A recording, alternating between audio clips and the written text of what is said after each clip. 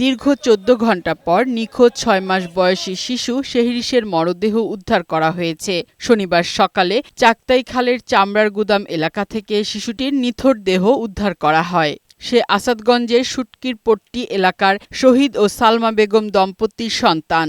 সন্তানকে হারিয়ে পরিবারে চলছে শোকের মাতম। একটা বাচ্চা দেখা যাচ্ছে, তখন আমরা সাথে সাথে দুধ দিয়ে বাচ্চাটাকে আমি তুলছি। তোলার পরে একটা লোককে দিছি, আমি কই ধরো এরকম দুর্ঘটনা না দেখতে চাই না। একটা খালের পাশে রেলিং দেওয়া, অতি দ্রুত যেন এই সংস্কার কাজ যেন চালু হয়। গতকাল শুক্রবার রাতে বৃষ্টির মধ্যে নগরীর চকবাজারের কাপাসগোলা হিজরা খালের নালায় অটোরিকশা থেকে পড়ে যায় শিশু শেহরিশ, তার মা ও দাদি। পরে মা ও দাদিকে উদ্ধার করা গেলেও তলিয়ে যায় ৬ মাসের শিশুটি। সাময়িক কাজ করতে গিয়ে যদি কোনো কাজ এমন করা হয় যে প্রিভেন্টিভ মেজার্সগুলো ভেঙে দেওয়া হয়, সাথে সাথে হয় তাদের করতে হবে, না আমাদেরকে একটু ইনফর্ম করতে। এদিকে নিখোঁজের ১৫ ঘণ্টা পর নারায়ণগঞ্জের রূপগঞ্জে শীতলক্ষা নদীতে নৌকাডুবির ঘটনায় নিখোঁজ শিক্ষার্থীর মরদেহ উদ্ধার করা হয়েছে।